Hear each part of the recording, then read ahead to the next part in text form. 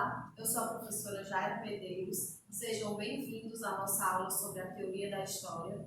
Em aulas anteriores, tratamos sobre o conceito de história e sua importância para as concepções teóricas que rodeiam a operação historiográfica. Hoje, vamos falar sobre os modelos do iluminista e o pós-moderno, que permeiam as discussões historiográficas e contribuem com um aporte teórico para a disciplina de história.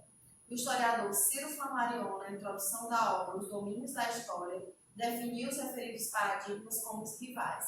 A partir dessa definição, vários debates são traçados dentro da teoria da história. De um lado, o paradigma iluminista, que se caracteriza por uma escrita da história que se pretende científica e racional, tendo como ponto de partida para a produção do conhecimento um raciocínio que se orienta segundo a formulação de hipóteses. Dentro do paradigma iluminista, a pesquisa histórica volta-se para a elaboração de um método de explicação do passado que seja inteligível segundo as normas do pensamento racional, descartando tudo que tivesse a ver com o acaso e o subjetivo.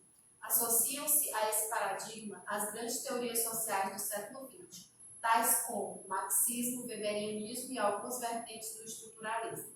Enquanto que, no paradigma pós-moderno, há uma escrita radical, as chamadas grandes narrativas, ou seja, a ideia de que a história humana seria única e seguiria um único sentido com o futuro, que poderia ser o progresso ou ainda da sociedade sem classe. Os historiadores dessa grande narrativa, chamada de história tradicional, defendiam a ideia de que a história era um conhecimento semelhante à literatura, pois se apoiava na interpretação de textos que o passado deixa como rastros no presente. Nessa perspectiva de história, não havia a possibilidade de conhecimento verdadeiro, pois os testemunhos do passado seriam sempre mediados pela subjetividade de quem os produziu. Assim, da mesma forma que qualquer outro autor, o historiador também inventaria o passado. Esses paradigmas, moderno e pós-moderno, foram colocados em confronto, revelando posições muitas vezes inconciliáveis dentro da oficina da história.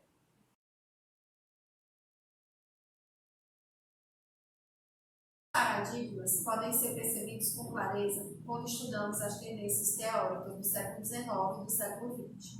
No século XIX, a história era acreditada como uma ciência objetiva que lidava com pessoas e culturas concretas no tempo. A definição da história como disciplina científica implicou a distinção clara entre discurso científico e discurso literário, entre historiadores profissionais e amadores. O problema é que, mesmo dentro dessa antiga tradição, a história se materializa através de um discurso narrativo que, ao mesmo tempo que provinha de fatos e evidências empíricas válidas, necessitava, na sua construção, de elementos da imaginação do próprio historiador, como mencionou o historiador Durval Muniz de Albuquerque Júnior no ano de 2007. Portanto, elementos ficcionais entrariam na narrativa histórica de qualquer forma. Para superar esse perigo, os historiadores do século XIX, ancorados nos pressupostos da busca incansável pela verdade e da verdade, dividiam com Leopold von Ranke três concepções básicas. A primeira seria a teoria da verdade calcada na crença de que a história opera com pessoas reais e com ações que realmente acontecem no tempo e no lugar determinado. A segunda, o objetivo princípio do historiador seria o de desvendar as intenções dos autores históricos no sentido de compor um relato coerente. Já na terceira, vemos que os historiadores trabalhavam com uma noção de tempo sequencial, racionalidade, intencionalidade e sequência temporal, que determinavam a estrutura da escrita da história, desde Heródoto e Tucídides, passando por Ranke e chegando ao século XX.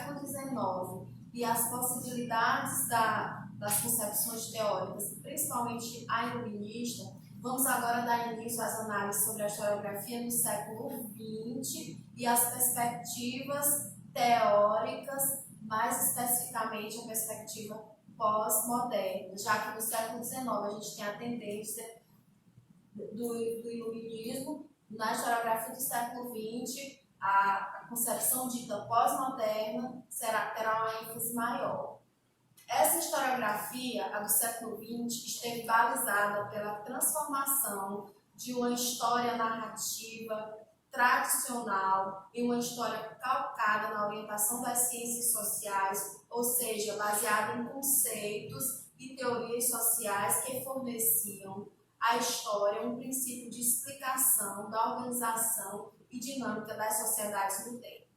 As variadas orientações das ciências sociais foram incorporadas pelos estudos históricos de forma distinta e em consonância com as demandas teórico-metodológicas de cada abordagem, englobando desde as tendências da sociologia quantitativa, as abordagens econômicas e estruturalistas da escola dos análises, até as teorias de orientação marxistas. Entretanto, todas essas abordagens tinham seu horizonte o modelo de ciência calcado nas ciências naturais. Com isso, substituíram o foco dos indivíduos e suas intenções, tal como a tradição impunha para as estruturas sociais e os processos de mudança social. Apesar da predominância do modelo de explicação baseado na busca de leis e regularidades da ação, essas abordagens continuaram dividindo com a tradição oitocentista, ou seja, com a historiografia do século XIX, duas noções chaves. A primeira noção seria de que a história lida com a experiência humana passada, a qual os relatos e análises dos historiadores correspondem. Enquanto que na segunda noção nós teríamos a experiência passada não poderia ser atingida diretamente pelo historiador, mas através da mediação teórica dos conceitos. Apesar disso, almejamos um conceito objetivo dentro dessa historiografia do século XX. No início do século XX, a crítica à historiografia tradicional desse século teve como fundamento os seguintes aspectos: crítica aos relatos dos grandes personagens e das datas marcantes, democratização da história através da inclusão de novos agentes sociais e ampliação do espectro temático da política para a sociedade como um todo. Defendiam a explicação histórica e não simplesmente a compreensão do passado, e criticavam a história tradicional por não ser científica o suficiente. No entanto, a noção de tempo manteve-se linear e contínua, tal como se a história tivesse uma direção baseada fundamentalmente nas noções iluministas de progresso e razão. A história da humanidade coincidia ainda com a história da civilização ocidental. Essa tendência na prática historiadora começa a mudar a partir de 1960, com a emergência na cena pública de novos agentes históricos tomando a palavra no debate político. A experiência social rompe os muros das universidades e atinge em cheio o coração da teoria, não havendo mais como pensar a história sem considerar os sujeitos por ela responsáveis. Desta forma, os novos objetos, problemas e abordagens, desta forma mudariam os novos objetos, os problemas e as abordagens. A partir de então, foram propostos aqueles que produzem a história, dentre os quais a história das mulheres, da criança, do corpo, da morte, a história que vem de baixo, determinada por uma renovada dentro dessa historiografia. Para saber mais sobre essa renovação historiográfica dos anos de 1960 e 1970, indicamos a coleção dos 3 volumes: História, Novos Objetos, Novos Problemas e Novas Abordagens, organizadas por Pierre Nora e Jacques Legoff, publicada originariamente na França no ano de 1974 e foi traduzida no Brasil 2 anos depois, tornando-se uma importante referência no estudo sobre a renovação dos estudos históricos. Para dar continuidade aos nossos estudos, é importante apresentarmos um resumo sobre a Escola dos Análises. Mesmo nós já temos estudado essas escolas em aulas anteriores, é importante nós lembrarmos um pouco o que foi essa escola. Foi uma tendência historiográfica de proveniência francesa, inaugurada em 1929, com a publicação do primeiro número da Revista dos Análises, por Marc Bloch e Lucien Febvre. Sua longevidade evidencia pela permanência dos princípios que nortearam a sua prática ao longo do século XX. Como vimos, os Análises é uma escola que se encaixa dentro da tendência da historiografia do início do século XX, com desdobramentos para o século XXI, dentre os quais destacam-se a defesa por uma história total, ou seja, a história, o estudo das sociedades humanas no tempo, a aplicação da prática da interdisciplinaridade, segundo a qual a história não possui um modelo explicativo autônomo, demandando das ciências sociais conceitos e modos de proceder na análise das sociedades históricas. E, por fim, pela ampliação da noção de fontes históricas para o conjunto de materiais resultantes das experiências humanas no tempo, não somente em textos descritos, como analisou Peter Buck no ano de 1991.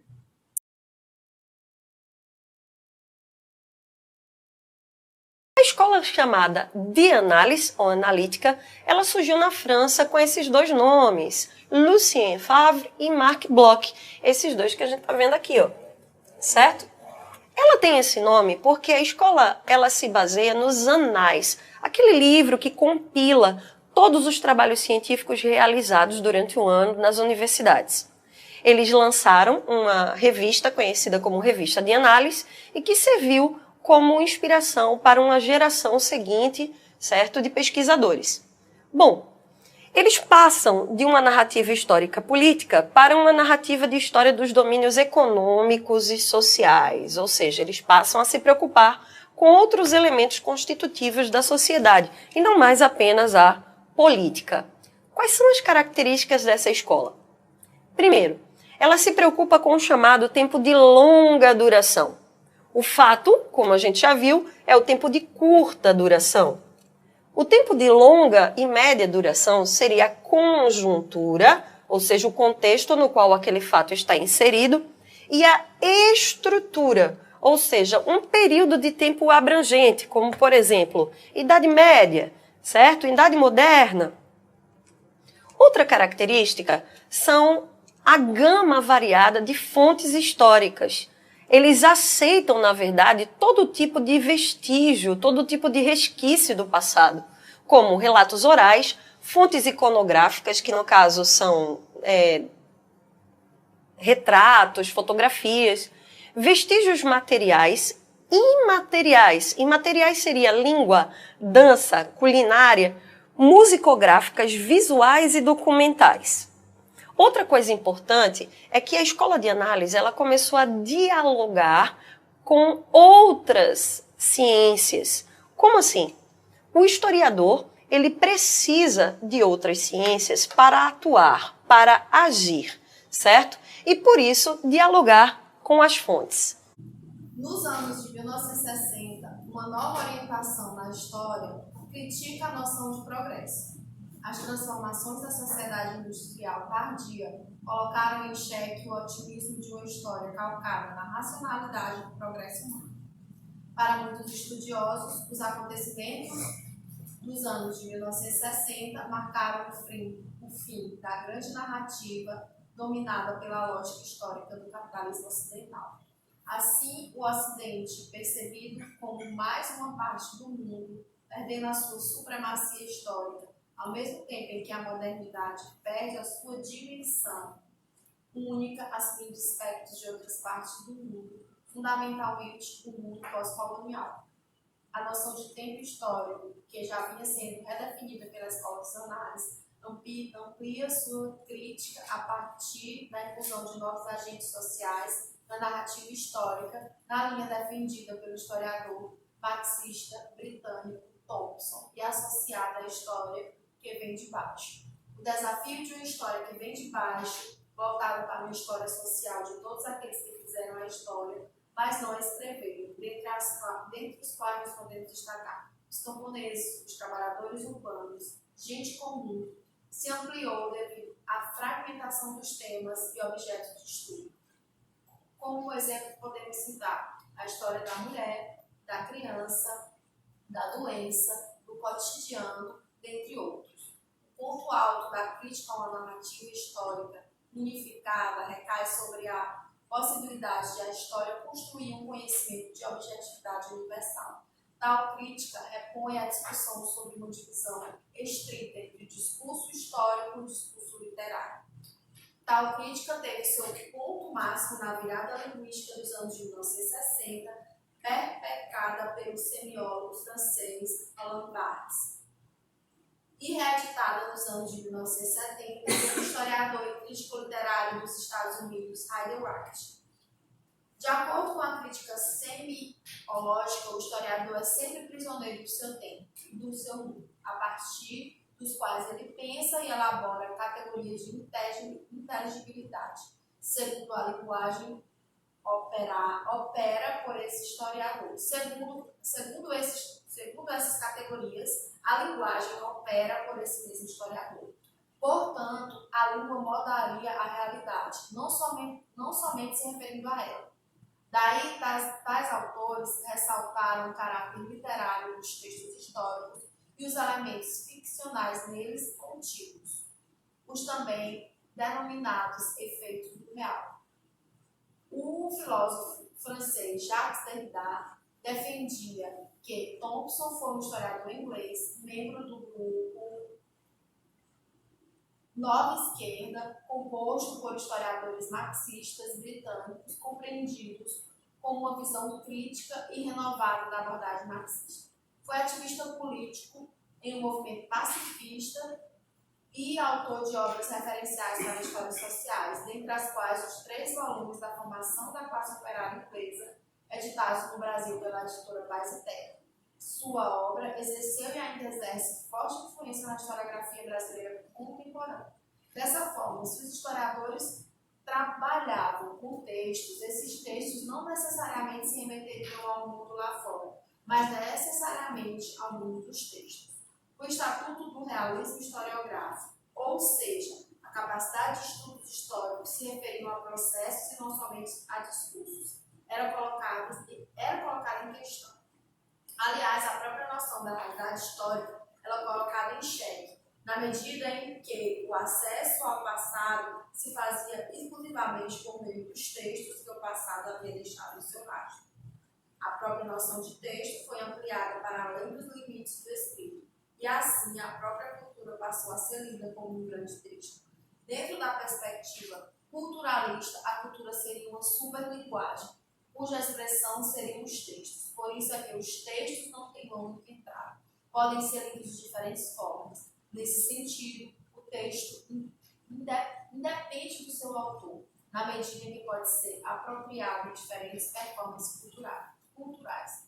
O resultado limite dessa perspectiva de todos o texto histórico é o resultado de um trabalho literário e deve ser julgado a partir das categorias de críticas. Assim, a partir de Barthes, a crítica ao realismo histórico passa a ser vinculada à crítica da sociedade moderna e à sua cultura. A distinção entre fato e ficção é rejeitada, e os valores de verdade e razão passam a ser questionados na sua dimensão absoluta de uma sociedade fragmentada em múltiplos sujeitos e locais de enunciação cultural.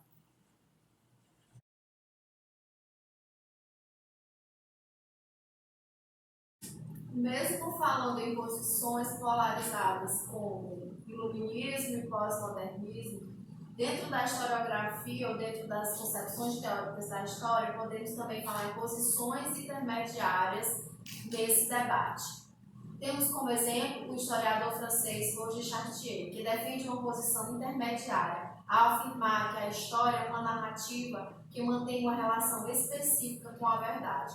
Seu objetivo é reconstruir o passado que existiu por meio de um relato inteligível. Assim, a história se difere de uma fábula ou de uma narrativa falsa. Vale notar que o conceito de verdade se tornou mais complexo. O pressuposto de uma verdade absoluta, de um conhecimento histórico, objetivo e científico nos moldes ultrapassados das ciências naturais não se sustenta mais. O que se defende agora é a ideia de uma história com uma continuidade interpretativa, uma disciplina cuja prática segue preceitos e padrões profissionais. Mas temos também a validade dessa crítica pós-moderna dentro dessa historiografia e os seus exageros. Dentre as mais significativas contribuições dessa crítica aos estudos históricos estão a crítica à noção de uma história unitária, linear e movida por uma razão sobre-humana, tais como o progresso, a luta de classe e etc. Além disso, defender-se a ideia de que a história não é feita somente de continuidade, mas também de rupturas. No entanto, os críticos pós-modernos tendem a jogar fora a água do banho junto com a criança, negando toda e qualquer possibilidade de um relato histórico racional, mesmo admitindo-se aspectos ficcionais. Apesar do desafio pós-moderno, as práticas tradicionais em histórias perduram. O pós-modernismo caracteriza a cultura de uma época, abalada pela perda da certeza das conquistas do capitalismo avançado e bombardeada pela crítica ao modo de vida burguês por diferentes segmentos da sociedade. Nesse contexto, a história transferiu-se dos processos e estruturas sociais para o estudo da cultura, no sentido ampliado de vida cotidiana. Assim surgem novas abordagens, cujo objetivo maior seria o de compreender as condições de produção, de sentidos e práticas culturais, e não de propriamente explicar os motivos pelos quais os sujeitos viveram segundo certas condições sociais. Ao descrever as características sobre a pós-modernidade, encerramos nossa aula. Não esqueçam de olhar a descrição do vídeo com as sugestões de leituras. Até a próxima.